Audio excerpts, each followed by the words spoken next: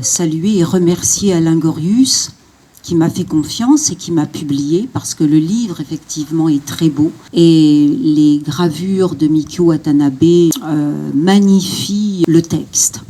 Puis en arrivant, j'ai été émue, oui, de voir sur l'écran Vénus Kurigata, et c'est un petit clin d'œil parce que fin octobre dernier, j'ai eu le prix avec Aime-moi, le prix Vénus Kurigata. Le titre Aime-moi m'a posé problème parce qu'au début, ce recueil ne s'appelait pas Aime-moi, il s'appelait Le trajet d'une voix. J'avais fait lire ce texte à mon ami Salah Al-Hamdani et il m'a dit « mais pourquoi tu l'appelles Le trajet d'une voix et pas Aime-moi, puisque tu le dis par 2 fois et en italique dans le recueil ».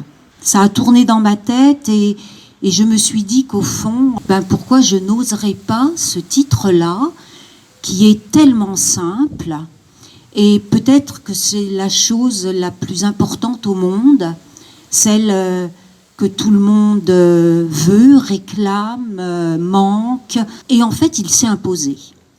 Donc je ne sais pas si s'il y a du lyrisme, c'est ça, de la métaphysique. Oui, en fait j'en sais rien, mais en tout cas une interrogation sur le langage, oui, elle est de plusieurs ordres. Ce texte, c'est une déambulation de l'écriture dans une nuit sur un chemin émotionnel amoureux. Alors les mots parfois sont tellement pauvres pour dire ce qui nous déborde. De l'écriture, on ne maîtrise pas tout. Là où elle devient intéressante, c'est dans ce qu'on n'a pas prévu. Et tout d'un coup, quelque chose est là et ça part dans une autre direction. Et les mots ont beaucoup de peine à dire, à aller au plus près. Et là, peut-être qu'ils parviennent juste à dire l'impossibilité à dire. Il y a une phrase de Paul Auster que j'ai beaucoup lu un moment. Il dit le monde est dans la tête et on est dans le monde. Tout ça pour dire qu'on fait son chemin comme on peut, mais qu'on n'écrit pas le dos au monde non plus. Je suis de Bordeaux et j'ai été présidente du théâtre des Taffures qui mettait en voix des poètes et qui animait le printemps des poètes à Bordeaux. Donc comme ça, j'ai rencontré beaucoup de poètes et je filmais aussi. Enfin, je voulais garder trace, puisque je parle du théâtre, que nous sommes à 7.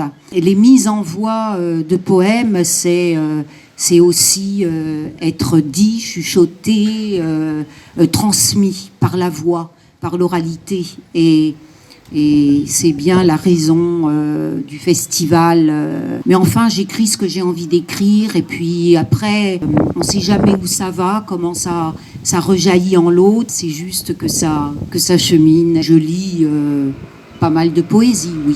Et le fait du théâtre des Taffures qui m'avait mis en voix. Enfin, tout ça, ce sont des aventures qui sont très fortes. Très émotionnelle aussi. La voix, les voix, elles sont plurielles, c'est plutôt ce qu'on ne peut pas dire. Elle devient comme une entité de ce qui est logé comme ça au fond de soi, qu'on ne sait pas bien où poser ou déposer. C'est comme une espèce de sédiment, l'essentiel de ce qu'on est, être au plus juste de soi. L'écriture, c'est être au plus juste de soi, c'est entendre le monde. On n'écrit pas le dos au monde et le monde est quand même assez sourd aux hommes. Et c'est aussi celle de tous nos paradoxes, de toutes nos vulnérabilités, de tous nos désirs, de tous nos espoirs, de toutes nos détresses. L'amour fait avec tout ça. Il y a un mouvement. La voix est mouvement. Quand on chante ou quand on murmure, dans la gorge, ça vibre. Quand on lit aussi, les voix, c'est un peu tout ça. En quelque sorte, elles regardent, elles assistent à nos vulnérabilités. C'est des sons heurtés. Elle a ses dissonances et ses harmonies. Et le passage que vous avez cité J'y faisais un peu référence tout à l'heure quand je disais que le monde est sourd à la souffrance des hommes. Je pensais à ces gens en migration.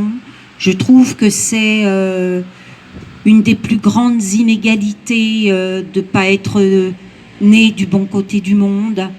Et je suis très sensible à ça parce que dans ma vie, j'ai avec mon compagnon accompagné un couple avec 2 enfants qui étaient sans papier. Voilà, maintenant tout s'est bien passé pour eux. Et j'ai fait des ateliers d'écriture dans un CADA, centre d'accueil des demandeurs d'asile.